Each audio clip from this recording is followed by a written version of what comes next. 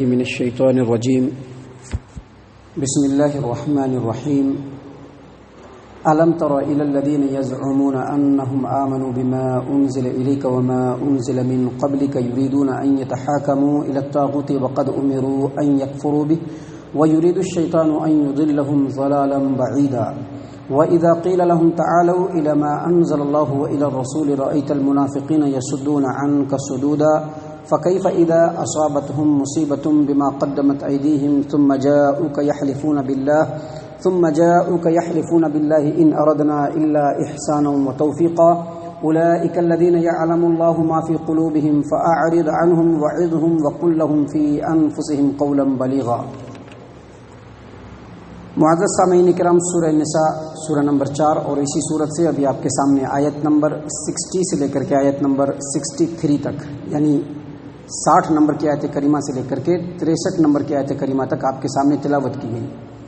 سامعین کرام، کل کے درس میں جو آیت نمبر 59 ہم نے آپ کے سامنے پیش کی، اس کی تفسیر، اس کا ترجمہ پیش کیا، اس میں اللہ تبارک و تعالیٰ نے واضح طور پر یہ بتلایا کہ ایک مومن اور ایک مسلمان کے لیے جو اللہ اور آخرت کے اوپر ایمان رکھتا ہے، اس کے لیے ضروری ہے کہ وہ اپنے تمام معاملات میں اللہ اور اس کے رسول کی اطاعت و فرما برداری کرے۔ اس کے علاوہ جن جن لوگوں کی اطاعت و فرما برداری کرنے کا حکم دیا گیا ہے وہ اللہ اور اس کے رسول صلی اللہ علیہ وسلم کے اطاعت کے انڈر میں ہیں۔ اگر ان کا کوئی حکم اللہ اور اس کے رسول صلی اللہ علیہ وسلم کی اطاعت سے میچ کھاتا ہے، وہاں پر ان کی اطاعت اور فرما برداری کرنی ہے، اور جہاں پہ اللہ اور اس کے رسول صلی اللہ علیہ وسلم کے حکموں کی مخالفت ہوتی ہو، وہاں پر کسی کے بھی حکم کو درخور اعتنا نہیں سمجھنا ہے، اس کو ایکسیپٹیبل نہیں سمجھنا ہے۔ معزز سامعین کرام، اللہ تبارک و تعالیٰ نے یہ بھی بتلایا کہ ایسی صفت ان لوگوں کے اندر ہوگی جو اللہ اور آخرت پر ایمان رکھنے والے ہوں گے، اس کے علاوہ دوسروں کی صفت نہیں ہو سکتی۔ سامعین کرام، اگلی جو آیات ابھی آپ کے سامنے ہم نے پیش کی، اس میں اللہ تبارک و تعالیٰ نے فرمایا الم تر الی الذین یزعمون انہم آمنوا بما انزل الیک وما انزل من قبلک، اے محمد صلی اللہ علیہ وسلم، کیا آپ نے ان لوگوں کی حالت پر غور نہیں کیا جو گمان یہ کرتے ہیں، جو دعویٰ یہ کرتے ہیں؟ ان کا دعویٰ کیا ہے کہ انہم آمنوا بما انزل الیک وما انزل من قبلک، کہ وہ اے محمد صلی اللہ علیہ وسلم جو آپ پر نازل ہوا ہے، ان کا دعویٰ یہ ہے کہ وہ اس کے اوپر بھی ایمان لائے، اور جو آپ سے پہلے نازل ہوا اس پر بھی ایمان لائے۔ ان کا دعویٰ تو یہ ہے، لیکن ان کا عمل کیا ہے؟ ان کا عمل یہ ہے کہ یریدون ان یتحاکموا الی الطاغوت، کہ وہ اپنا فیصلہ طاغوت سے کرانا چاہتے ہیں۔ یعنی دعویٰ یہ ہے کہ اللہ کے اوپر اللہ نے جو کچھ اپنے بندوں پر نازل کیا ہے اس پر ایمان لائے، لیکن جب فیصلہ کرانے کی بات آتی ہے، جب اسٹیپ لینے کی بات آتی ہے،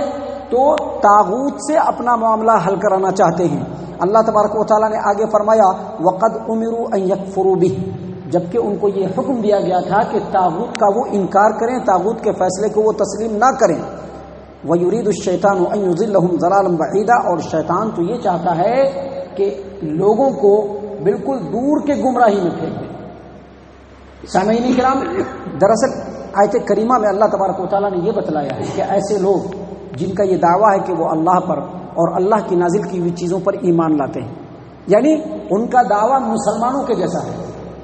جیسا مسلمان دعویٰ کرتے ہیں کہ اللہ پر، اللہ کی نازل کی ہوئی تمام حکموں کے اوپر ہمارا ایمان ہے، ان کا دعویٰ یہ ہے، لیکن ان کا جو عمل ہے وہ کیا ہے؟ ان کا عمل یہ ہے کہ جب بھی ان کا کوئی معاملہ ہوتا ہے تو وہ یہ چاہتے ہیں کہ اس معاملے کو ہم قرآن و حدیث سے ہٹ کر کے حل کریں، کیونکہ اگر اس معاملے کو قرآن و حدیث میں لے جائیں گے تو پھر وہاں پر ہمارے مطلب کی چیز نہیں ملے گی۔ آپ کو پہلے بتلایا گیا ہے کہ طاغوت کا مطلب ہر وہ فرد، ہر وہ عدالت، ہر وہ ادارہ، ہر وہ نظام کہ جس کی چاہت یہ ہو کہ اس کے بنائے ہوئے قانون کے سامنے لوگ گھٹنے ٹیک دیں اور اسی کے مطابق عمل کریں، اسی کو طاغوت کہتے ہیں۔ اور امام مالک رحمہ اللہ کے قول کے مطابق طاغوت ہر وہ چیز ہے جو اللہ کے مقابلے میں جس کی فرما برداری کی جائے، یعنی اللہ تبارک و تعالیٰ ایک طرف، اللہ کے پورے بنائے ہوئے نظام ایک طرف، اور لوگوں میں سے کسی کا بنایا ہوا نظام ایک طرف۔ اللہ کو چھوڑ کر اگر اس نظام کو تسلیم کر کے اس کے مطابق بالکل دل کی آمادگی کے ساتھ چلنا شروع کر دیا، اسی کو طاغوت کہتے ہیں۔ یہاں پر دراصل اللہ تبارک و تعالیٰ نے بتلایا ہے کہ جو منافقین ہوتے تھے اس زمانے میں، وہ بظاہر اللہ اور اس کے رسول پر ایمان کا دعویٰ کرتے تھے، لیکن جب ان کا کوئی معاملہ ہوتا اور ان کو یہ یقین ہوتا کہ اگر یہ معاملہ ہم اللہ اور اس کے رسول کے پاس لے جائیں گے تو فیصلہ ہمارے حساب سے مل جائے گا، تو لے کے چلے جاتے۔ لیکن چونکہ وہ اللہ اور رسول کے مزاج اور موقف کو سمجھتے تھے، لہذا ان کو اگر کسی معاملے میں یہ ہوتا کہ اگر یہ معاملہ اللہ اور اس کے رسول کے پاس جائے گا، رسول اللہ صلی اللہ علیہ وسلم کے پاس جائے گا، تو فیصلہ میرے مطابق نہیں ہوگا، تو اس وقت وہ جانے سے آناکانی کرتے تھے، بلکہ انکار بھی کر دیتے تھے۔ سامعین کرام، دراصل آیت کریمہ کی جو تفسیر ہے اس کی روشنی میں دیکھیں گے تو آج ہمارے سماج و معاشرے میں بھی بہت سارے لوگوں کا یہی حال ہے، جہاں پر اگر کوئی بات اللہ اور اس کے رسول کا کوئی حکم ان کے مرضی اور منشا کے مطابق ہے، فوراً اس کو ایکسیپٹ کرتے ہیں، اس کے مطابق عمل کرنے کی کوشش کرتے ہیں، اور بظاہر یہ سمجھتے ہیں کہ ہم بڑے ہم کتاب و سنت پر عمل کرنے والے ہیں۔ لیکن جسٹ اگینسٹ میں اگر کوئی ایسا معاملہ ہو جہاں پر قرآن و حدیث ان کے خلاف ہو رہا ہے، تو وہاں پر وہ کسی بھی قانون، کسی بھی رسم و رواج، کسی بھی چیز کے دامن میں پناہ لینے کے لیے وہ ہر وقت تیار رہتے ہیں۔ اللہ تبارک و تعالیٰ نے اسی بات کو یہاں پر بیان فرمایا کہ الم تر الی الذین یزعمون انہم آمنوا بما انزل الیک وما انزل من قبلک، اے محمد عربی صلی اللہ علیہ وسلم، کیا آپ نے ان لوگوں کی حالت پر غور نہیں کیا جن کا دعویٰ یہ ہے کہ وہ آپ کے اوپر جو نازل ہوا ہے اس پر بھی ایمان رکھتے ہیں، آپ سے پہلے جتنی بھی کتابیں نازل ہوئی سب پر ایمان رکھتے ہیں، لیکن ان کا منشا یہ ہے کہ وہ اپنے فیصلے کو طاغوت سے کرانا چاہتے ہیں، حالانکہ طاغوت کے فیصلے کو انکار کرنے کا حکم دیا گیا، اور شیطان تو یہ چاہتا ہے کہ لوگوں کو دور کی گمراہی میں بھیج دے۔ معزز سامعین اکرام، اگلی آیت میں اللہ تبارک و تعالیٰ نے مزید فرمایا وَإِذَا قِيلَ لَهُمْ تَعَالَوْا إِلَى مَا أَنزَلَ اللَّهُ، جب ان سے کہا جاتا ہے کہ ٹھیک ہے تم اپنے معاملے میں آؤ، اللہ اور اس کے رسول نے جو فرمایا ہے اس کے مطابق فیصلہ کرواؤ، وَإِلَى الرَّسُولِ، رسول کی طرف بھی آؤ، رَأَيْتَ الْمُنَافِقِينَ يَصُدُّونَ عَنْكَ صُدُودًا، تو آپ منافقین کو دیکھیں گے کہ وہ منہ موڑ کر کے بھاگیں گے، وہ ان کو قرآن نہیں چاہیے، ان کو حدیث نہیں چاہیے، ان کو یہ سب چیزیں نہیں چاہیے، ان کو دنیا چاہیے، دنیا کا بنایا ہوا نظام چاہیے، دنیا کے اندر سربلندی چاہیے، ہر اعتبار سے دنیا میں بڑا مقام چاہیے، اس کے لیے سچے کچے پکے سب چیز کو وہ ایکسپٹ کرنے کے لیے تیار ہے۔ دراصل یہ جو آیات ہے یہ منافقین کے بارے میں ہی نازل ہوئی، جن کا یہ دستور تھا، جن کی یہ فطرت تھی، جن کا یہ عمل تھا، جن کا یہ کردار تھا کہ وہ اپنے فیصلے کو اللہ اور اس کے رسول کو چھوڑ کر، قرآن و حدیث کو چھوڑ کر یہودیوں کے سرداران کے پاس جا کر کے فیصلہ کروانے کی کوشش کرتے تھے، یا پھر قریش کے سرداران کے پاس جا کر کے فیصلہ کرانے کی کوشش کرتے تھے، لیکن یہ حکم عام ہے، ہر اس آدمی کے لیے ہے جو کتاب و سنت سے منہ موڑ کر کے ادھر ادھر بھاگتا ہے، ان تمام کے لیے ہے یہ۔ اللہ تبارک و تعالیٰ نے مومنوں کا حال بتلایا، مومنوں کی صفت بتلائی۔ قرآن کریم سورۃ النور آیت نمبر 51 اللہ فرماتے ہیں انما كان قول المؤمنین اذا دعوا الى الله ورسوله ليحكم بينهم ان يقولوا سمعنا واطعنا، مومنوں کی صفت تو یہ ہے کہ جب اپنے کسی معاملے میں ان سے کہا جاتا ہے کہ آؤ فیصلہ اللہ اور اس کے رسول کریں گے، تو وہ فوراً کہتے ہیں سمعنا واطعنا، ہم اللہ اور اس کے رسول کے حکم کے آگے جھکنے کے لیے تیار ہیں، جو فیصلہ کرانا ہے کرا لو، فیصلہ ہمارے حق میں ہوگا تب بھی سر آنکھوں پر، فیصلہ ہمارے خلاف ہوگا تب بھی سر آنکھوں پر۔ اللہ تبارک و تعالیٰ نے آگے بڑھتے ہوئے کہا اولئک هم المفلحون، یہی لوگ کامیاب ہیں۔ معزز سامعین اکرام، آگے اللہ تبارک و تعالیٰ نے فرمایا فَكَيْفَ إِذَا أَصَابَتْهُمْ مُصِيبَةٌ بِمَا قَدَّمَتْ أَيْدِيهِمْ ثُمَّ جَاءُوكَ يَحْلِفُونَ بِاللَّهِ إِنْ أَرَدْنَا إِلَّا إِحْسَانًا وَتَوْفِيقًا، کیسا اس وقت حال ہوتا ہے کہ جب ان کے کرتوتوں کی وجہ سے ان کے اوپر کوئی مصیبت آ پڑتی ہے تو وہ فوراً آپ کے پاس آتے ہیں، ثم جاءوك يحلفون بالله، اللہ کی قسمیں کھاتے ہوئے آتے ہیں، اور کیا کہتے ہیں ان اردنا الا احسانا وتوفیقا، ہم تو صرف اچھائی اور بھائی چارگی چاہتے تھے اس لیے دوسری جگہ چلے گئے تھے۔ کیا مطلب یہ کہ ایسے ہی منافقین کے اوپر جب ان کے اپنے کرتوتوں کی وجہ سے بہت سارے معاملات آن پڑتے ہیں، بہت ساری مصیبتیں ٹوٹ پڑتی ہیں، بہت ساری پریشانیوں میں پڑ جاتے ہیں، تو پھر نبی صلی اللہ علیہ وسلم کے پاس آتے ہیں اللہ کی قسم کھاتے ہوئے کہ اللہ کے رسول صلی اللہ علیہ وسلم ہم جو دوسری جگہ گئے تھے اس لیے نہیں گئے تھے کہ ہم کو وہاں پر فیصلہ کرانا ہے، یا اس لیے نہیں یہ سوچ کر کے نہیں گئے تھے کہ آپ سے اچھا فیصلہ کر کے دیں گے، بلکہ اس لیے گئے تھے کہ ذرا بھائی چارگی ہو جائے، ذرا میل ملاپ ہو جائے، وہ ذرا غیر ہے نا، ذرا ان کو قریب کرنا ہے، بس اسی لیے ادھر چلے گئے تھے۔ معزز سامعین کرام، یہ وہ آئینہ ہے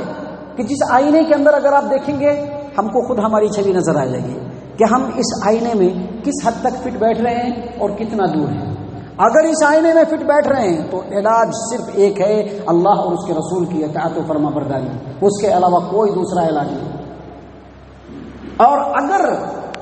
یہ جو چیزیں ہیں ویسی برائیاں ہمارے اندر نہیں تو فوراً اللہ کا شکر ادا کیجئے اور مزید اللہ اور اس کے رسول کی اطاعت کے اوپر جم جائیے اور مضبوطی سے آگے بڑھتے چلے جائیے۔ میں نے کل کے درس میں ہی کہا تھا کہ یہ جو دنیا ہے یہ تو جیسے گزرنا ہے گزر جائے گی، لیکن آخرت کا جو معاملہ ہے یہ اتنا سنگین ہے کہ ایک لمحہ بھی پہاڑ سے زیادہ ہمارے اوپر بوجھ بن کر کے گزرنے والا ہے، جس کے لیے ابھی سے تیاری کر لینا ضروری ہے۔ معزز سامعین کرام، آگے اللہ تبارک و تعالیٰ نے ایسے ہی منافقین کی صفات کو بیان کرتے ہوئے کہا، عام مسلمانوں کو، مومنین کو جو اللہ اور اس کے رسول کی اطاعت و فرما برداری کرنا چاہتے ہیں، ان کو کہا کہ اولئک الذین یعلم اللہ ما فی قلوبہم، یہ ایسے لوگ ہیں کہ جن کے دلوں کی باتیں اللہ تبارک و تعالیٰ خوب جانتا ہے۔ فاعرض عنہم، لہذا اے محمد صلی اللہ علیہ وسلم آپ ان سے اعراض کیجئے، وعظہم، اور ان کو نصیحت کیجئے، وقل لہم فی انفسہم قولا بلیغا، اور ایسی بات کیجئے جو ان کے دل میں گھر کر جائے، قول بلیغ کے ذریعے سے۔ یعنی آیت کریمہ میں اللہ تبارک و تعالیٰ نے عام مومنین کو اور خاص طور سے اللہ تبارک و تعالیٰ نے مسلمانوں کو مخاطب کرتے ہوئے کہا ہے کہ اگر تمہارے سماج و معاشرے میں ایسے لوگ ہوں تو جان لو کہ ایسے لوگوں کے دلوں کی حالت کو اللہ تبارک و تعالیٰ خوب خوب جانتا ہے، لہذا ایسے لوگوں کو درگزر سے کام لو، ان سے اعراض سے کام لو، اور جب بھی موقع ملے بہترین انداز میں ان کی نصیحت کرو۔ یاد رکھیے آیت کریمہ کے ذریعے سے یہ پتہ چلتا ہے کہ اگر ایسے لوگ جو ایسے ہوں، اس انداز کے ہوں، تو ایسے لوگوں کا علاج صرف اور صرف درگزر ہے کہ ان کی باتوں کو جاننے کے بعد بھی ان کو درگزر کر دیجیے، ان سے ان کو عفو درگزر کے معاملے کے ساتھ ہٹا دیجیے، اور جب بھی موقع ملے بہترین انداز میں ان کو نصیحت کرنے کی کوشش کیجیے۔ اسی کے ذریعے سے ایسے لوگوں کو سدھارا جا سکتا ہے۔ اللہ تبارک و تعالیٰ سے دعا ہے کہ اللہ تبارک و تعالیٰ ہم تمام کو ان باتوں کے اوپر غور و فکر اور تدبر کرنے کی توفیق عنایت فرمائے۔ ہم تمام کو ہمارا رب صحیح معنوں میں پکا سچا مسلمان بنائے، صحابہ کرام کے اسوہ حسنہ کو اپنانے کی توفیق عنایت فرمائے، جنت الفردوس میں جگہ عطا فرمائے۔ اے اللہ ہم تمام کو جہنم سے پناہ دے، اے رب العالمین ہم تمام کو جہنم سے پناہ دے، اے مالک الملک ہم تمام کو جہنم سے پناہ دے، آمین یا رب العالمین۔ وما علینا الا البلاغ المبین۔